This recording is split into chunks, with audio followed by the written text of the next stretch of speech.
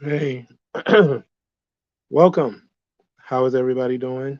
Uh, we probably won't be here that long. It's not a lot of stories to get into today, but there are some things that need to be discussed, and this is our weekly time together where we discuss these very important subjects.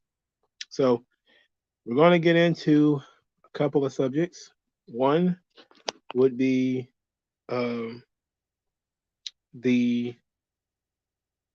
Matt Riddle issue. He went on MMA Hour and discussed cocaine usage of all things. Oh, holy moly. Oh my goodness. They're also going to talk about Maxxine Dupri being booed and why that's not really a big deal. But again, you guys already know this. Also, we're going to talk about a little bit about the Wrestle Observer Newsletter Awards. Just a little, probably not a lot. I don't plan to spend a lot of time on the Wrestling Observer Newsletter Awards. And we're also going to discuss the Warner Brothers merger and how that might affect Tony Khan. And we're also going to talk about WWE settlement with MLW being $20 million.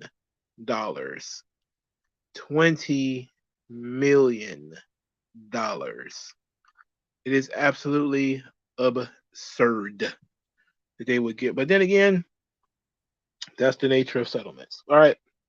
So let's get started with Matt Riddle. So Matt Riddle, I'm not going to read any articles. We're just going to kind of skim through these things. He went on MMA Hour, was talking to Ariel Helwani, and in the conversation, he mentioned that basically he developed a cocaine habit, so that you could smoke weed in WWE. He was testing positive to that for that, but he started going to strip clubs and doing cocaine. Then he says he tested positive for cocaine twice, but they were pretty close together. They gave him some time to let it get out of his system. He passed his tests after that, and then he took another one, failed that, and that's why he was off TV. And they sent him to rehab. Now this was, I want to say, uh, 2022, right before he got himself into some trouble. Um, everybody knew at the time that he was not clean. He was coming out saying that he was clean. A lot of the his girlfriends were saying, well, one of his girlfriends or whatever was saying he was clean. He clearly was not clean. There's a video that I did. Um, I forget. I think it's Matt Riddle rehabbing porn stars, where just numerous porn stars were talking about, Matt Riddle and how they were upset with him and how he was supposed to spend the holidays with them and all this sort of stuff. But then he had to go to rehab, and now we see why. It was coke. He was doing cocaine. He was doing the cocaine. He was doing that, what they called that Whitney. All right, that's what Pimp C called it, that Whitney. You know, what Young Jeezy called that white girl. And this guy is, man, how self-destructive can one person be? Incredibly self-destructive. This Matt Riddle guy is. He was drawing money. He was on the verge, according to him, he was going to make $1 million the year per year on his next contract or his next with over the next year, according to his contract. And he ended up getting released because he couldn't stop hanging out with porn stars, strippers, and doing cocaine. Then he got drunk at the JFK airport. I think he said he was drinking before the flight and then he was drinking a little bit afterwards.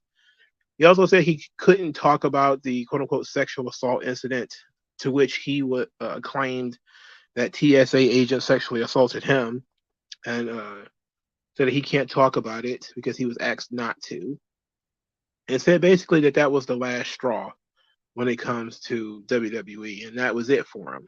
They basically got rid of him after that. Which, if you look at the fact that he was testing positive for cocaine, they did not make these things public, and instead let him keep some level of dignity and didn't embarrass him. And then he went and embarrassed himself by being drunk in public. Yeah, I mean, this guy, it's crazy. Like the world, how often Do you get into a situation in which everybody around you says the world needs to change? A guy like Matt Riddle should not be getting kicked out of the UFC because that's because he wants to smoke a little bit of weed. And then everybody's like, yeah, he shouldn't be. We should change the world so that guys like Matt Riddle won't get fined and fired for smoking a little bit of weed. And so WWE is an environment where now he can smoke weed and he chooses to do cocaine. Now he's like, this is what I mean. What I said before, that accountability is a thing, right? Everybody decided that they were going to bend the world around what men want. You know, some people still don't like the idea of people smoking weed or whatever, but we bent the world backwards so that weed smokers can have the world that they chose. And yet they still decide to escalate and snort coke and pop pills and be drunk and all kinds of stuff. And it just never seems to stop. Like, I'm not saying that weed is a gateway drug. I'm not going to go that far. But I'm looking at it from the perspective of it's never about the drug. It's always about the person, you know? In the places where you can't come to work high, you know that already. So the idea of we're going to blame the company and we're going to force the company to change their policy is like, no, what should change is the person. You know, Matt Riddle didn't change. He still had the same self-destructive tendencies that he had before. Um, this was what a bizarre circumstance, but I think most people knew that he was not clean, and that was pretty obvious. And so I think we all just kind of was like, okay, what's the substance? You know, maybe it was painkillers, maybe it was something else. Now you know it was coke, and at least he's being honest about it. And some New Japan fans were pretty upset because he's walking around with their, I don't know what belt that is. It's the TV title, I think, the New Japan TV belt that he's walking around with, and talking about doing cocaine. I don't know if they I don't know if they test for drugs in New Japan, but they ought to consider it. they they ought to consider it with this guy running around. Yeah, I mean that's really what it boils down to, man. Is people like to blame how unfair it is for companies to have standards, but you gotta be able to understand these people are trying to open up opportunities to you. They're trying to open up. They're trying to put money in your pocket for you to then turn around and say, "Well, I should be able to do whatever I want, and you need to pay me." It's kind of entitled, isn't it? You know, it's a lot of entitlement in today's world where now companies are not allowed to set their own standards. You know, it's like no, these people have standards. If they say you shouldn't be able to smoke weed, then damn it, make the decision to quit. If that's what it means to you, then quit the job. You shouldn't have the ability to force people. And I'm not saying what again, I'm not saying it's a positive or a negative thing. Just that that was the policy at the time. Because we see that it's not really the issue, you know? So it seems to me that these people are not disciplined. And instead of, hey, that's on me, or I'll just take the L and call it a day, it becomes, well, the company needs to change. They need to change everything to suit my needs. And we have over the years just taken on all kinds of risks and forced companies to take on all kinds of risks. And these things are not not you know um, without. I lost my train of thought. Um, we asked companies to take on all of these risks, whether and it's weed is just one of the things. It's just one thing. Pregnancy is another. Trying to protect hairstyles is another. Trying to protect manners of dress is another. Trying to police how companies can police their own staff. When the company is the one who's paying you, you should have to meet the standards that as long as what they're not asking you to do is illegal or some kind of quid pro quo sexual thing, then the idea that you fired for somebody for having a ridiculous hairstyle or tattoos, visible tattoos, or you fired somebody because they don't appropriately represent your company, then I think that that's perfectly acceptable. If you're a person with visible tattoos and you've got neck tattoos, face tattoos, or whatever, why do you want to work at a place that's going to judge you for having them? And you're going to force them to pay you. That doesn't seem like a comfortable environment to even be in, you know? But since we've, I don't know, used the power of the state to force all of these things onto people, these companies now take massive risks. And some of the risks are small, like, people have invisible tattoos, which really isn't that big of a deal, unless those tattoos end up being offensive or shocking in some ways, or whatever the case may be. To the absolute mundane, like the Crown Act, you got to protect people's hairstyles. It's like, no, you don't. You don't, not really. There's nothing about hairstyle that needs to be protected, by anything. If somebody doesn't want hire people with dreadlocks, then so be it. Why does anybody care? Why does the government care that whether you are get fired from your job because you don't have the appropriate hairstyle? They don't get to police what kind of hairstyles they want to represent their company. Of course they should. You know, that's ridiculous. But it started out with small things. It's now to the point where you can't fire people for drug usage. You can't fire people for things that might actually put your company in danger. And then we went and flipped some of that stuff where now some drugs are appropriate. And you're like, wait a minute. Now companies are, immediately testing people for doing drugs and stuff like this when everything happens. And we find out that it's not the company standards. It's the people themselves. They'll always trip over something. And these people, again, if you're given a list of things that you cannot do when you start the job, how dare you then complain about it? It's one thing if the job changes the rules while you work there, that's completely different. As opposed to you, a guy coming on the job, and all of a sudden, you know, uh, you're upset because you got your dress code and now you can't have your hair down your back. It's like, well, you had to have known that already when the job started. You can't then turn around and say, this is discrimination. It's like, no, it applies to everybody. All right. So I don't know. I don't know. I just kind of started riffing. But again, it's never the drugs or the thing. It's always the person. Because people who are disciplined and who actually care, they will modify and adapt their behaviors to what the job needs. And we see somebody like Matt Riddle has not done that. Probably could not do that. Still cannot do that. So I don't know. Hopefully he learned something. I don't think so. Losing a really good gig for him, a company that stood by him when he was accused of rape, and he decided to go and do cocaine. Like that's absolutely crazy. That's crazy to me. Again, absolutely no discipline. Travis Tippins is 100% on board with this. WG Phil says, I can confidently say weed is a gateway drug. I do. I believe, like all things, you build up an immunity to it, especially if you do it pretty regularly, and it takes more and more of it to reach the same outcome.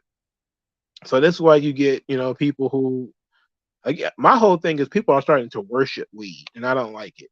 I don't like that. I don't like that element of it. I'm not a huge fan of these people who just have like huge bowls of weed in their house. And I just saw a story the other day where people did I don't know if it was a joke or whatever, where they gave somebody who had never smoked weed before edibles, like edible brownies or something like that, and didn't tell them that there was weed in there, and they had went under some kind of psychosis. Now I shouldn't say weed; I should say THC. and they enter some kind of psychosis. And you just keep sitting here thinking to yourself, like, man, maybe it wasn't a good idea to tell people that, it's perfectly fine to alter your mind state over and over and over again. Maybe we shouldn't throw people in jail for it, but maybe we should not be promoting something that does that to people, because it does detach you from reality. Drugs in general, alcohol, that's what these things do. You know, cigarettes is pretty bad too. My whole thing is cigarettes has a terrible reputation. Alcohol has the reputation of being fun. Same thing with weed. These things are considered fun, but these are two things that will absolutely end you up in the hospital. You know, Now you can drink yourself to death. You probably can't smoke yourself to death, but smoking yourself out into a psychosis or into a state where you can't tell up from down, or you can't function without it. Yeah, that's a real problem. But I don't think the idea that something is worse means that these things are not bad. You know, I completely understand why people don't support cigarette smoking, but I also don't understand why people will say you should push weed onto people or alcohol or whatever. Everything should be done in moderation. Some people will smoke weed because it helps them relax and it helps deal with stress. Okay, good. But I don't think that you should turn into or start lionizing Snoop Dogg and Wiz Khalifa with, bowls and bowls and bowls of weed. It's like, at what point are you just a junkie, you know? And you sound like a junkie and you act like a junkie. You take on all the junkie behaviors. You smell like that shit all day. You spend tons of money on it. It becomes almost your entire personality. Like being a stoner is a whole type of personality now. It's not done for recreation. It seems to be just done mostly out of habit. But yeah, drinking has the fun element to it. Like, oh, everybody at a party has a drink or two. You have a beer after work. Like that doesn't, but still people drink themselves almost to death. By God. Uh, Sean Ducharme says he was drinking way before he got into weed. Yeah, I had my first drink when I was like 12. I never smoked weed, but I had my first drink when I was like 12, like a shot of Hennessy. We used to smoke um, Black and Miles when we turned like back then. It was a while back. We used to find some ways to get Black and Miles. I think you had to be 18 to get them. But because I think that was before cigarettes, you had to be 21 to buy cigarettes or some shit like that. Well, you can buy cigarettes at 18, I think. I don't know. I guess it depends on certain places. I haven't bought cigarettes in forever.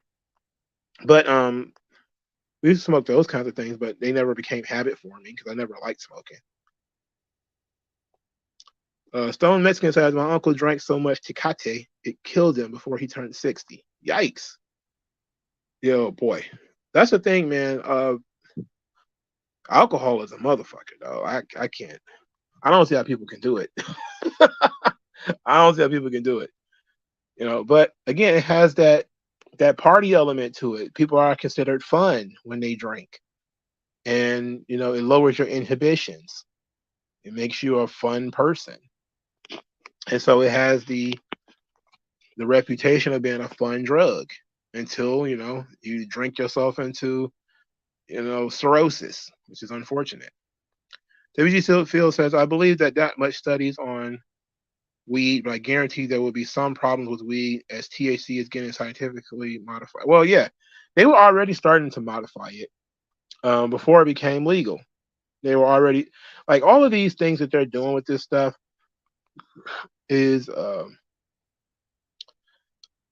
experimental in my book. My thing is, I read Brave New World, and after reading that, I decided I'm never doing any drugs because drugs does nothing but they detach you from reality, and it makes it harder for you to understand when certain things are going on in the world. Like part of, and I think that was one of the reasons why I think people are really pushing for the legalization of weed, not just for the any positive benefits, quote unquote, that they may find. It's because having a high and distracted society is for the best of the government. It's great for the government to have people who are high and detached from reality and they don't really care. They're not paying attention. But, you know, the idea that folks are high and hitting people in cars is almost never discussed, even though it happens a lot, because it lowers your reaction time. You know, the fact that people are getting high, passing out, and ended up in hospitals, they're not talking about that either. People who detach from reality a few times and then they never really come back. They, smoke themselves into being a completely different person. It's those things are never discussed. I don't have a problem with the positive benefits of marijuana. There's positive benefits to pretty much everything. There's positive benefits to cocaine. There's positive benefits to shrooms. There's positive benefits to painkillers. The issue is people say, well, you can't OD on it. And it's like, okay, sure, you can. You're not going to die for taking too much of it, probably. But is there any other health effects that may occur because you took too much of it? And slowly but surely, we're doing this to our society, especially our young people, where we're telling them, hey, go ahead, smoke an entire bowl of marijuana. Wiz Khalifa does it. Snoop Dogg does it, without knowing that their physiology is different, their mind state and mental capacity is different, and they're going to have different outcomes. And that just literally doesn't make sense to me. WG Phil says, I saw what happened to our YouTube lawyer who is drinking himself into our early grave. Is Nick, is it Rikitia or Rikata or something like that? Um,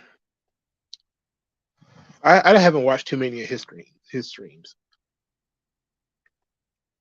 Spice is still Spice still is a thing. It's not commonly used, but it still does that. What about lean? I've yet to hear any wrestler die from lean. No, most of them don't do like the lean stuff. The lean stuff is dangerous as hell too. Again, everything in moderation. Cough syrup is not meant for you to drink in 16-ounce cups. Like you're not supposed to drink 16-ounce cups of cough syrup.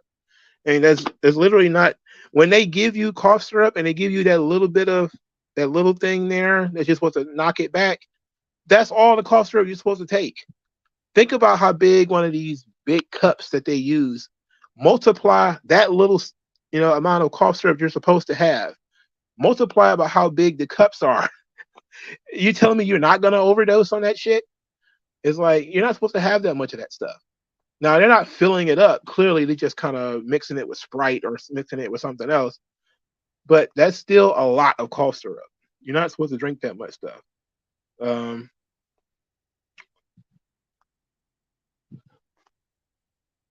It's an entire bowls of weed.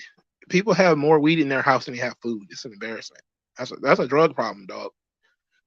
You should watch Mad at the Internet. Because what? My top wrestling pay-per-views of all time. That would take time for me to sit down and think about. But yeah, it's almost always not. It's never the drug. It's always the person. The person can't do things in moderation. You can't blame the drug for it. It's the same thing with smoking cigarettes. People blame the cigarette companies and tobacco companies because other people are addicted to cigarettes. It's like, well, they made it to be addictive. It's like everything is addictive. Pringles are addictive. I remember when I was a kid, man, I used to eat entire bags of chocolate covered pretzels. I forget what the brand was called, but I had never seen them before in my life, so I saw them at the store. And I ate like 2 or 3 of them. Next thing I know, I ate the whole bag. I was like, oh shit. Like when something hits you, no matter what it is, it can become addictive. The idea that tobacco is addictive is like, so, like what's not people get addicted to shopping. Let's relax here. You're not gonna die from over shopping, but People will go broke from over shopping, and then it's also a sign of bipolar disorder is quite often marked by people who don't know how to handle money. You know, being reckless spending and stuff like that. But people do it. There's even therapy shopping, for God's sake. So the idea that tobacco companies they make sure that cigarettes. So it's like, get out of here. You mean to tell me that if somebody, you know, and this was a thing with like comic book collecting. Some people have really built their entire life around collecting comic books. They have entire rooms of their house dedicated to it. They go every Wednesday to the comic book shop. They have formed a habit. They're not going to die from it, but they formed a long-lasting, long-running habit over these things. Is it flips? Yes, it exactly is flips. Yes, it's flips. I used to love those goddamn things, man. They were delicious. And I was like, boy, you turn around, man. Next thing you know, you ate 2, 3 bags of things a day. And then was drinking the Ohana fruit punches, like killing those joints. That's how much sugar was I ingesting, not really realizing it, not paying attention to it. Cigarette boxes in Mexico have pictures of diseased lungs on them. Holy hell. We haven't gotten that far yet. We we got to the point where pretty much everything you have to smoke in the United States that's not weed has to have like ingredients and all this kind of stuff, and this could cause lung cancer. It's like, guess what? The smokers know that. Most smokers know that they're what the risk that they're running. They don't care. Just like alcoholics know the risk that they're running. They don't care. At some point you have to let adults be adults and let people make their own decisions. Oh, we're gonna talk about that Diddy shit. We're gonna talk. I don't know if we're gonna talk about it today, but we're gonna talk about it for sure. We definitely gonna get into that. Am I a fan of boxing? I'm a very, very, very casual boxing fan. Very casual. Next time you eat anything, look at how much sugar everything has. They pump everything full of sugar because your body craves it. Also because it improves the taste. And also, we add sugar. The one of the worst things that we do is we add sugar to sugar. Like I did that earlier today. I fried some chicken wings and I added a little bit of sugar to rice. Rice, carbs transforms into sugar over time. But I wanted to improve the taste of my fucking rice. So hey, sue me. I'm sorry, stomach. We're gonna be all right. Mad at the Internet is a podcast, usually 1 hour a week, that talks about random low-cost stuff from the blood sport section of the internet. Also has a lot of internet freedom stuff on it. That's interesting. I do feel disgusted at parents who give their children THC or smoking while pregnant. I don't think that you should do any of those things. I don't understand why people would give their children THC, but at the same time, that was one of my arguments back when I was saying that maybe weed should stay illegal, if for no other reason than to keep people from doing it too much and not telling them, hey, it's A-okay to do it. I was wrong in that, by the way. But my whole thing is, if it was completely and totally fine, why wouldn't you let your children do it? Would you give your 8-year-old daughter a weed brownie? Like, no, of course you wouldn't. So don't tell me that it's perfectly safe and nothing bad could possibly happen. It's like, because you're smart enough to know you wouldn't give it to a child, so there's something about it at the very least. And the idea that marijuana separates you from reality to a degree, that's the point. That's why people do it. Like the negative, quote unquote, negative benefits of it is why people do it. It's the same thing with alcohol. Some of the negative things that come with it is why people do it. Some people are very high strung and they need a drink, to bring them down. They need to smoke a cigarette to bring them down. That's what they want, And then you start seeing people who just absolutely cannot function without a cigarette. They can't sit still, can't stop moving. It's terrible.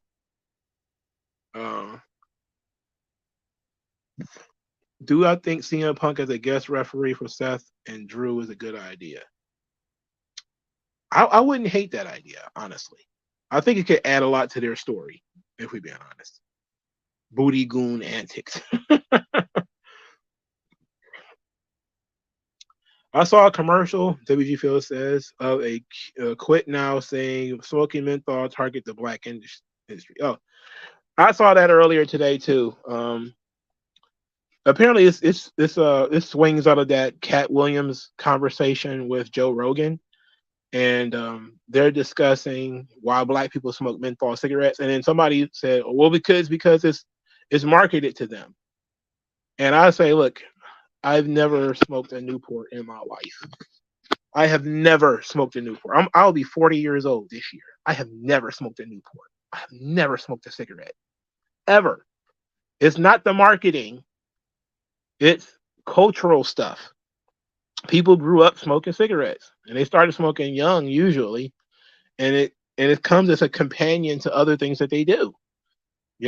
Either they learn the old trick of, smoking a cigarette after you smoke your weed and all this kind of stuff, or smoking a cigarette with the drink, or smoking cigarettes after sex, or whatever the case may be, or smoke a cigarette because you're stressed out and they bring you down and they help you. Whatever happens. Now, why Negroes choose Newports, I'll never know. But Newports are like Nikes. I have no answer to why Negroes love Newports and Nikes. I don't have any answer to those questions.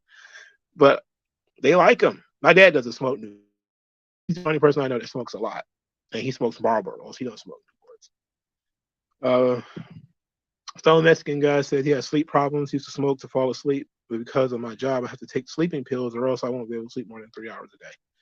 Oh wow. It might be something wrong with your serotonin in your system. You might be able to get some like over the counter stuff that might be able to help you with that. Like oh god. What's it? Ashgawanda, some shit like that. Just go to Walmart and look at those pill brands or whatever. Some of that stuff will help you sleep. You don't need like heavy, melatonin or anything like that to knock you on your ass. I eat watermelon, so I'm one of the realest Negroes around. But I don't smoke cigarettes. Only pair of Nikes I own is because every other type of shoe brand I buy seems to fall apart on me. Otherwise, I would not own any Nikes. I've never owned a pair of Jordans either. But there just seems to be like cultural specific things that black people are interested in. And Newports seems to be one of those things, or it just seems to be one of those things.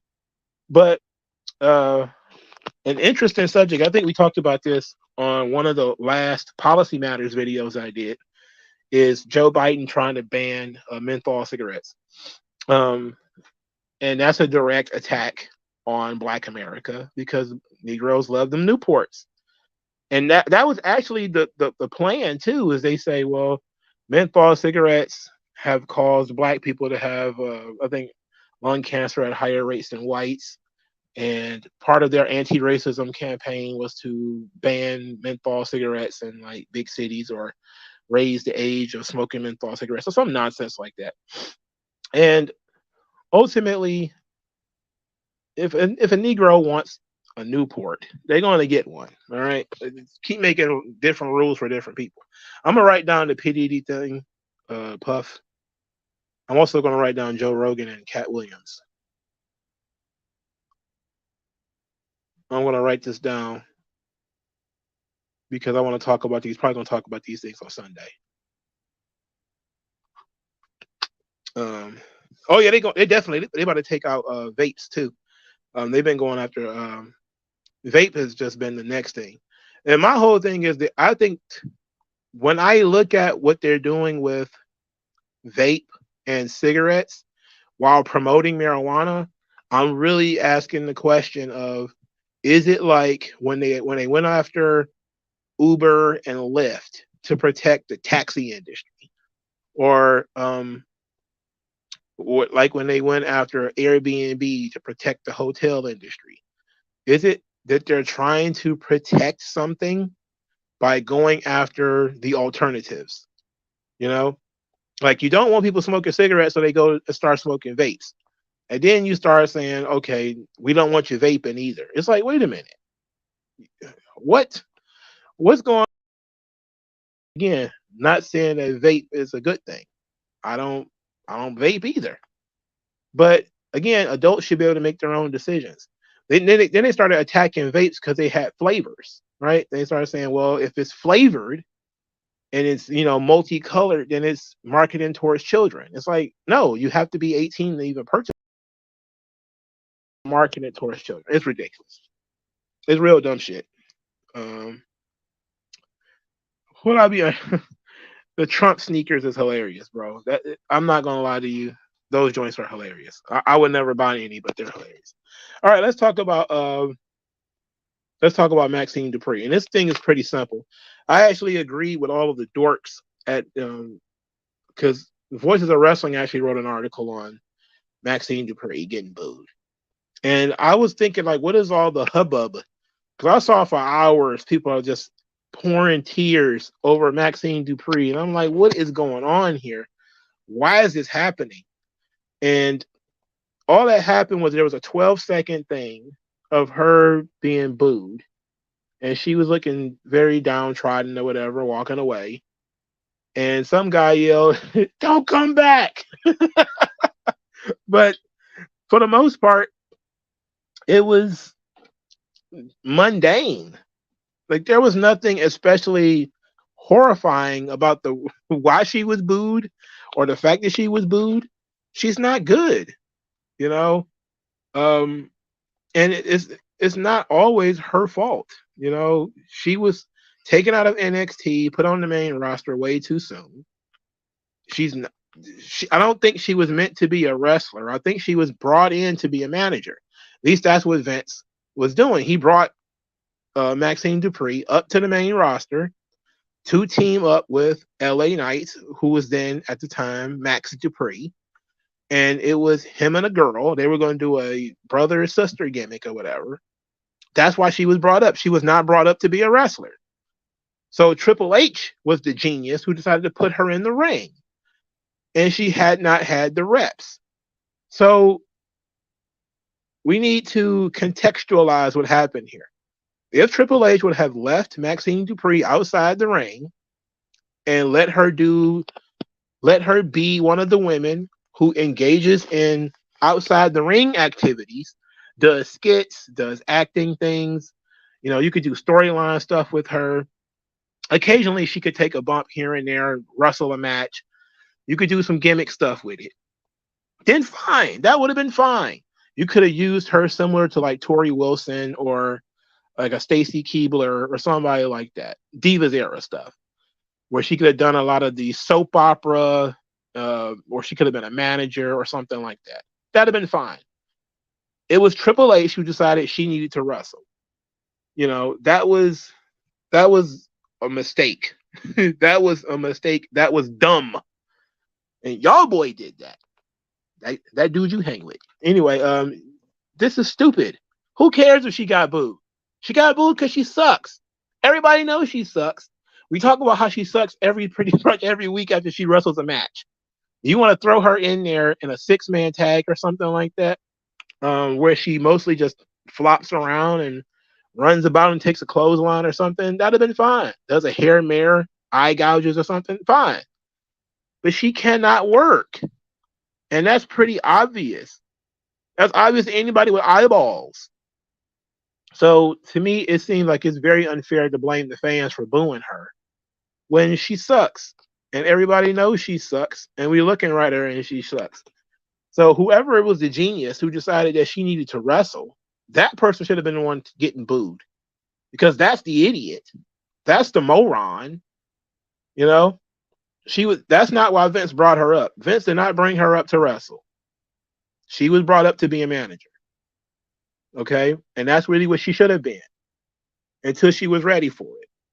And not everybody not be a wrestler, not everybody should be meant to. You should have a variety of characters on your show. You should have a variety of characters in your stories. Some characters are combatants, some characters are support characters, some characters are plot conveniences. All these things matter. And they matter differently.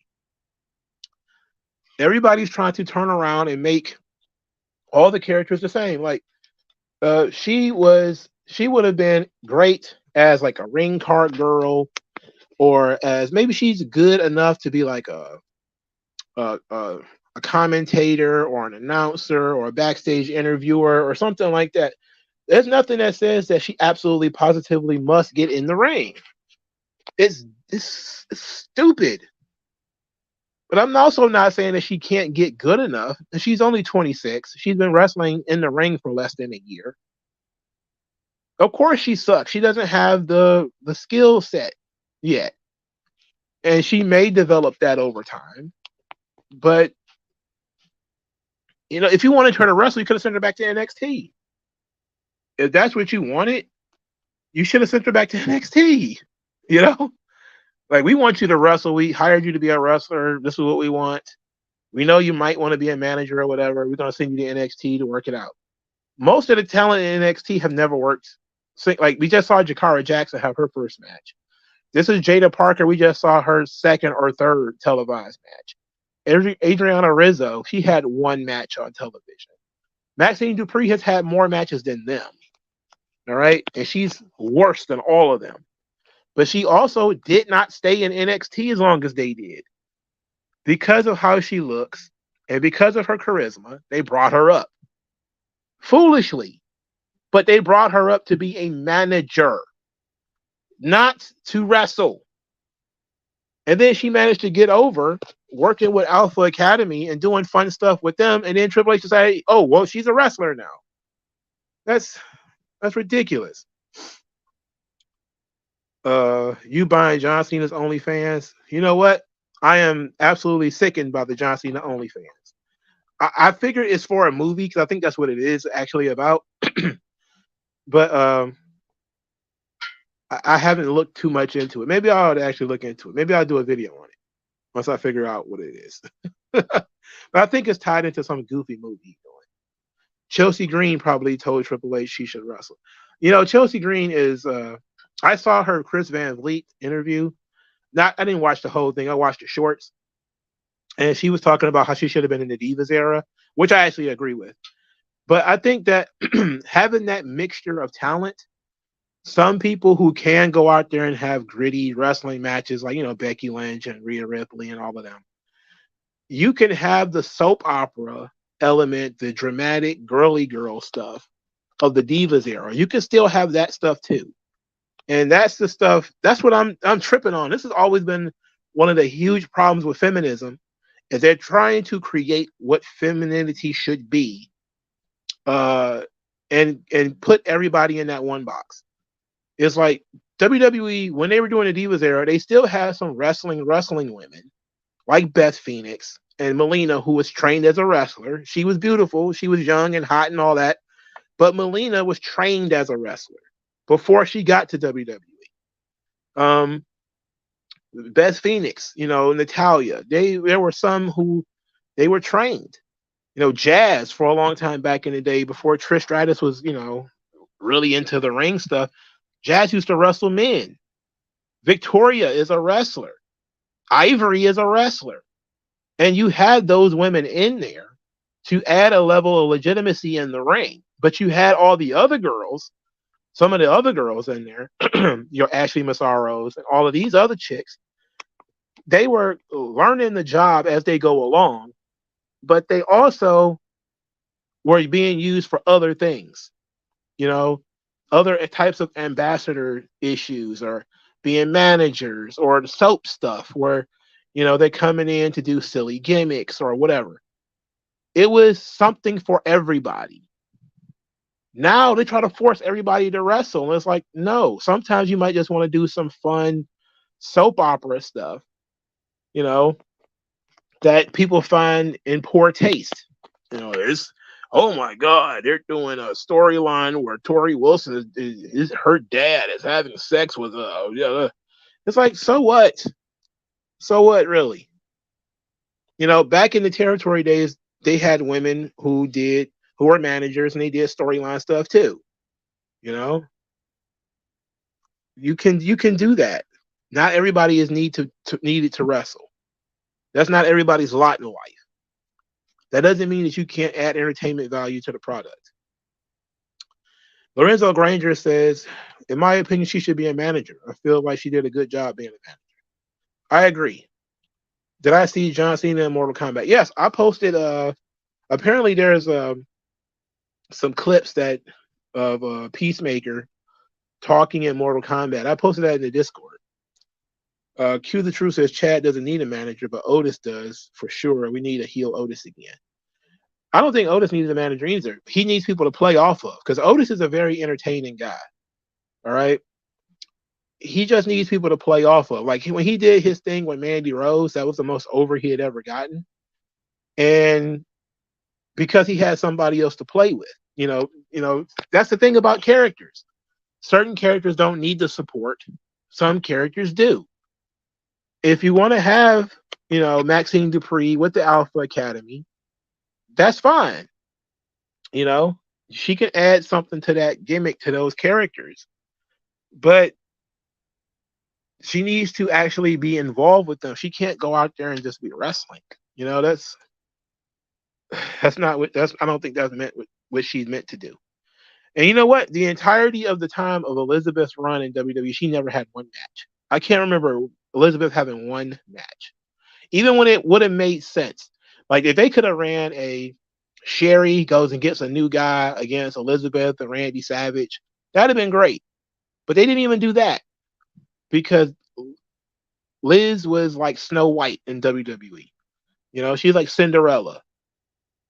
You didn't do that with her. Liz didn't really even take bumps. I was surprised when she went to WCW and started getting involved as much as she was. Like with cheating and different things like that. I was shocked. Because I was taking that character, that Cinderella, Snow White, Disney type of character that they had built up with Miss Elizabeth and took it to WCW and she started doing like generic heel shit. Generic babyface manager, generic heel manager. It was different. It was different for sure. But I don't think it worked as well as, it probably should have. But yeah, not everybody is meant to wrestle.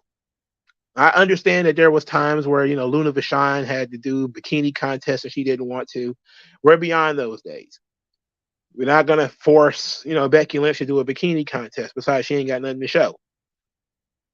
But if they want to do, chicks are hitting each other in the face with pies and ripping each other's dresses off or, trying to steal each other's boyfriends or whatever. Yeah, because that adds a different element to the show. You can do more things. You have more than enough time. AJ Lee will only be remembered as a Divas champion. Ha!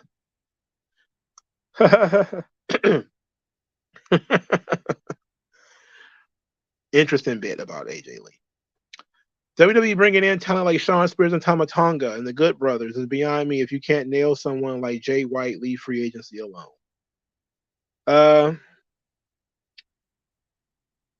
I think, Shawn Spears adds nothing to the product. Let's just take that out of it. He adds nothing. He's whatever. If they're paying him $100,000, which is probably still too much, that's $100,000 in expense for nothing but Cody's ego. Fuck Cody Rhodes for that, by the way. I'm trying not to get too upset by the Shawn Spears thing. But Tama Tonga is a good 10 years too late. This guy, I think he's already 40. He could have been something 10 years ago. And now he's just going to be a guy on the roster, probably stuck somewhere in the middle, probably lose more than he wins. But, I'm okay with them bringing in Tama Tonga. I just think it's 10 years too late. I don't think it matters. I don't think he comes in and becomes a top guy, like a top WWE. He's probably going to end up being brown skin Karrion Kross, if we're being honest. He's going to be Tongan Karrion Kross. Otis is the only good fatty. He's one of the only good fatties in wrestling, really. Plus, half the women are all tomboys. That's a big AJ Lee problem. AJ Lee became Lita too. Lita and AJ Lee opened the wrestling world up to the tomboys. I don't have a problem with them, but all the rough and tumble girls, that's fine. You need to have those for your women's wrestling. Like if you want to have a women's championship, yeah. But we need to have some of the glamorous girls too, the Ariana Graces, the Chelsea Greens, the Maxine Dupris, the girly girls who have nice nails and they're made up all the time. Those girls, they work absolutely as characters on your show. They absolutely should have a role on your show. Is Becky okay? I know that she's talking about how gaunt she's like. Yeah. Oh my God, she looks sick. I don't know what's going on with Becky Lynch. She looks tired. All right, she looks very tired. I don't know what's going on with her. It's probably a change of diet, but she needs to change it back because she's not looking very good. Lorenzo Green says, I feel like Maxine Dupri would be better as a manager. You got to pray for your strengths and weaknesses. I feel like her strength was being a manager. I agree. It's crazy how Tiffany Stratton is already better than half the women on the main roster. Well, she seems to take her job seriously. So, um, but I think she would have been a great little, divas competitor too. She would have fit great in there with like Maurice and Melina and all of them. But she's better than all of them. Absolutely, she's better than, like you said, most of the women in WWE today, and she's better than most of the women in wrestling today. You know, especially outside of Japan, for God's sake. AJ3 says, ain't it funny that AA is letting people wrestle under their real names if Matt Cardona comes back no more Zack Ryder? Yeah, I know he already said that Zack Ryder's dead and it's not going to happen. Apparently Tama Tonga is joining the Bloodline. I heard that. I don't think so. I think they're probably going to put him in the Bullet Club thing, and that's going to be that. He's Tongan. I know he's all the Polynesian wrestlers are kind of in a family structure, but just that's how we got Tamina on the on the on the Bloodline family tree, even though Jamie Snuka is Fijian. Okay, sure, whatever. Chelsea Green, she is entertaining character. She should be great in the Divas era. Somebody pitched the idea that the Divas Championship should come back as like a women's mid card belt. And I actually like the idea. I think that if that's how you wanted to revitalize the division, I think WWE should do what TNA did. TNA took ownership of what the Knockouts was and continued it. But WWE tried to run from what the Divas were. And and that's the worst thing you can do is not integrate your shadow. Trying to pretend that it didn't happen, trying to downplay all the women that were there. That's the one thing I do agree with the Divas stands on. It's like you really disrespecting all of these women who went out there and took all these bumps. Some of them tore their bodies up. They broke their ankles. They broke their legs.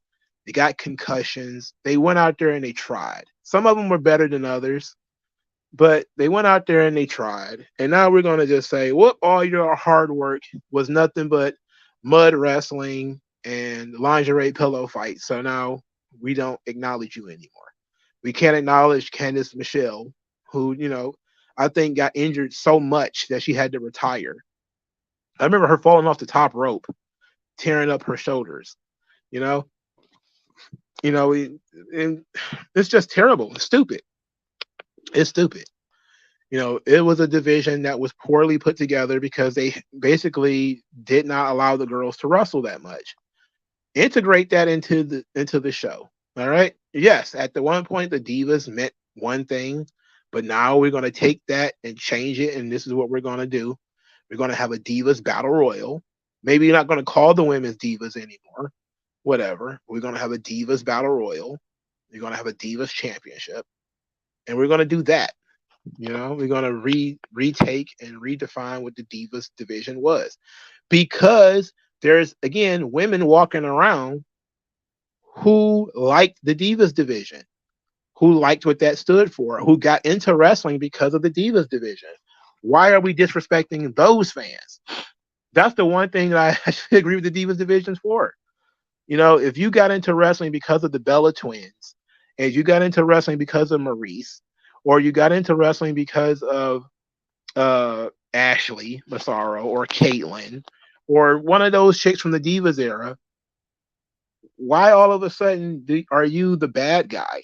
I know the Divas era, the fans are out of control. They're ridiculous. But why have they been diminished? They shouldn't be. You know, that's just my thing. You just integrate them as much as you can. You just realize that not everybody can play the same role, and you use other people accordingly, and that ought to be better for you. Tiffany Stratton was trained by Greg Gagne. Ah, yes. I figured she was trained by somebody different. Jimmy is related by marriage. Yeah, I heard about that. We definitely need more female managers. Why did they change Tiffany Stratton? I don't know. I don't know why they do anything that they do. And I'm very disappointed in them for doing that too. All right. Let's talk about Tony Khan. He says that he expects huge increases for AEW properties, despite the fact that Warner Bros. Discovery is $40 billion in debt, and was looking to merge with Paramount as early as 2 days ago. They had a pencils down situation.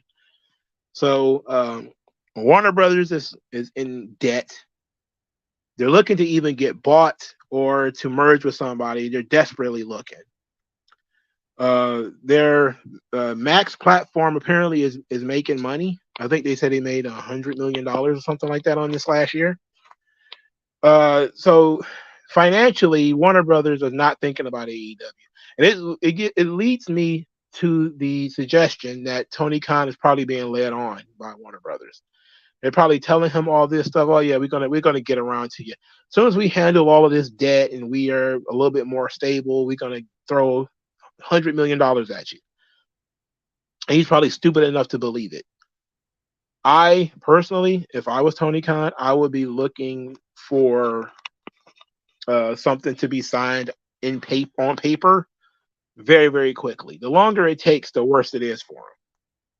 The longer it takes, the worse is going to work for him. To be quite honest, and they need to stop it.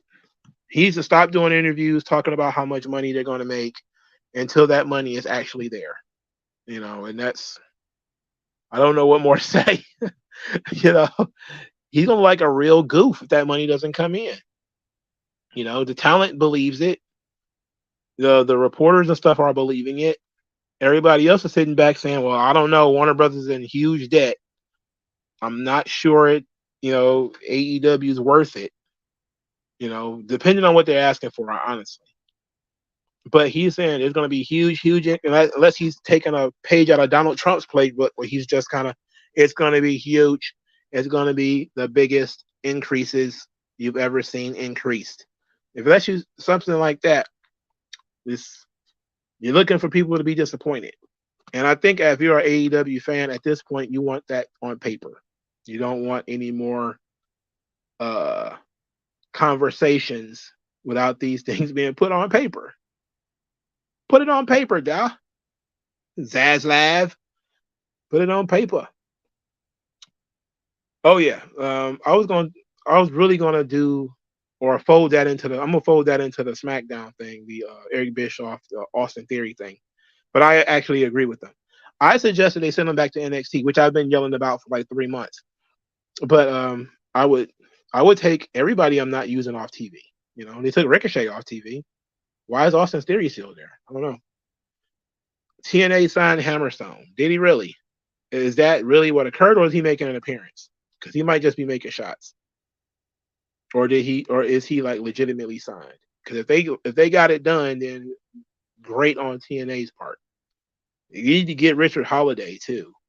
Speaking of which, WWE TKO, they did their quarterly earnings, and they put out that they settled with MLW for $20 million. That was in their filing.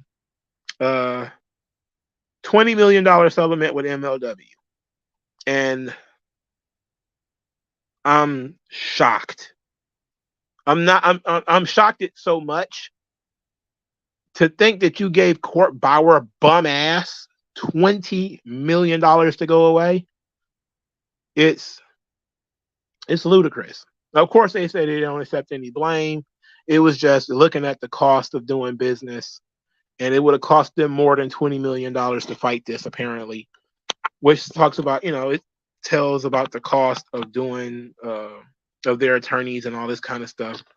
When you're operating at the level that they're operating, this is a small amount of money. But they never, MLW never, ever would have grossed $20 million.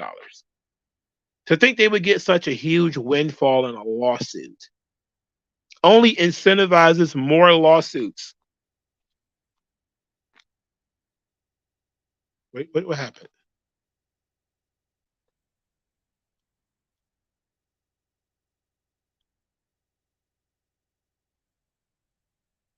Yeah. So it only incentivizes more lawsuits.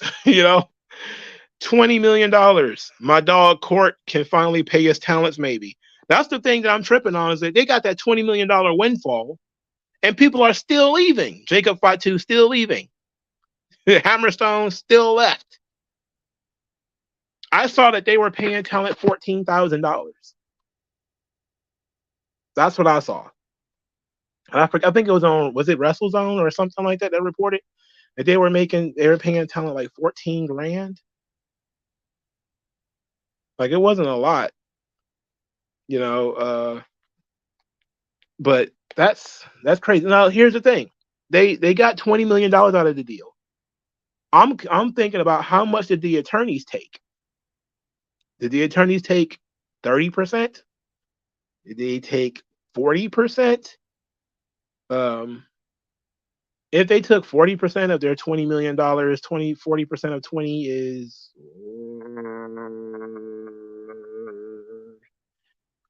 oh, well, 50% is 10 million. So 40% would be in the $6 to $8 million range. So yeah, a good chunk. So this ought to make MLW run for a good while, but they don't. Is that company even profitable? Is what I'm thinking of. So I don't think so. I don't think the company is profitable, but for God's sake, they never would have grossed $20 million on their own. That's shocking to me that you would give them that much money. So I guess Court Bauer is going to have to figure out how to make this thing work. The thing was dismissed with prejudice, so they can't bring it back. I'm sure they'll just find another reason to sue somebody later when the money runs out. But yeah, everybody is asking the question now, like, if you got such a huge amount of money from WWE, which is probably in the neighborhood of $10 to $12 million, not knowing how much the attorneys took, why is your talent still leaving? Like, why are your talent still leaving? Why can't these guys stick around? Why don't they want to stay? Hammerstone would have been one of the first guys I'd have said, look, man, now we got some money to actually pay you, please stay. They're still using like outside luchadors and stuff, but they got all this money and they missed out on all these opportunities. I got to tell you, I don't think this money is going to last very long. 5 years maybe. I don't know what their operating costs are, but I don't imagine that MLW shows are profitable. I just don't think they are, and it doesn't seem to me that money is very well spent, because they've had that money for a while now. I don't know if they got it in one lump sum or it's going to be paid out over time. I'm not sure, but I watched one of their last shows and it looked the same as all of the other shows that they've had. I don't see any like renewed investment in talent. I don't see any renewed investment in presentation. It seems like they're just going to take that money and use it to keep the company alive for as long as they can until that money runs out. And that's, I guess, all Court Bauer really cared about, was His company was probably about to die, and and he was like, you know what? I got to keep this company alive. Got this huge influx of cash. We're not going to spend it. We're just going to put it in a safe deposit box, and we're going to use it to do more battle riots. Whatever. Meanwhile, the guys are still like, I'm out of here. You know, once I saw the lawsuit was settled, I'd have went to court and says, all right, what's my cut of this lawsuit? All right, you know what? How much am I going to get out of this thing, or I'm out of here? But the Samoan guys want to leave because they're doing WWE. They want to do the bloodline stuff. Everybody wants to be a part of the bloodline story, so they were going to leave anyway. But Hammerstone, Richard Holiday, I don't know if Richard Holiday re-signed or not. I know he still like does work there, but I don't know if, you know, why that is. Is it because there's some talk, some chitter chat. That's what I was talking about when it comes to Hammerstone. There was some chitter chatter that MJF is going to bring in Hammerstone and Holiday as a stable with him to fight the Undisputed Kingdom. And I was like, that would play off of their MLW history, but that would depend on Hammerstone and Holiday being, I don't know, I guess you could say free agents for the entirety of this time. And who knows when the hell MJF is coming back, you know? So I don't know. But it also could be a situation where it's been like they claim with like Stephanie Vacker or with Mercedes Moné, where supposedly Tony Khan's been paying them long before they debuted. Basically, he's been paying them to work other places or get prepared and all this kind of stuff. I guess that's possible. It's dumb in my book. I wouldn't pay people. Well, I would probably pay you if you're injured, you know, but or if you're like somebody who's actually going to change business. Like if you're a Mercedes, then maybe. But I don't know. I wouldn't run the risk of these guys getting hurt, you know, but whatever. But Court Bauer, the guy got in the neighborhood of $12 or $13 million from WWE. That's a lick. He hit a lick, dog. That's a robbery. That's a robbery. He got over, but it's unfortunate. I want to correct some things. I did see earlier this week when they did the Wrestling Observer Newsletter Awards. Everybody was flipping out because Tony Khan didn't win didn't win Booker of the Year. But then I didn't like go into any detail. So I see now that AEW won pretty much all of the awards. They won like best television show. They won like best pay-per-view, match of the year, wrestler of the year, best on interviews, all this kind of stuff. They won pretty much everything except Booker of the Year. And they had some really bad things too, like they had worst gimmick and they had worst feud of the year. But for the most part, they won a great deal of the awards. So everybody who was flipping their wig earlier this week saying that AEW is losing the smart audience, it's like, how? You know, AEW matches won match of the year. AEW wrestlers won best on interviews. AEW wrestlers won pretty much, I think, best gimmick. I think that was Tony Storm, wasn't it? You know, they voted WWE worst pay-per-view was one of the WWE pay-per-views. They voted a WWE match worst match of the year. Like, they didn't lose the smart audience. Maybe Tony Khan has lost the smart audience, but AEW hasn't. Those people still are pretty strong and pretty stiff behind AEW. So that's a correction in my book. I need to pay more attention to those kinds of things. All right. So we got about an hour in. I appreciate everybody for stopping by. Thank you guys for your time. I'll talk to you guys on Sunday. We'll probably be talking about Puff, and I'm going to talk about Joe Rogan and Cat Williams. I have to actually watch that interview and take some notes. I'll probably try to get my hands on that Puff Daddy lawsuit too. I think is like a whole bunch of pages. But it's full of stuff that we probably already knew about that guy because it's been an open secret for years. Till then, y'all, I'll talk to you guys later.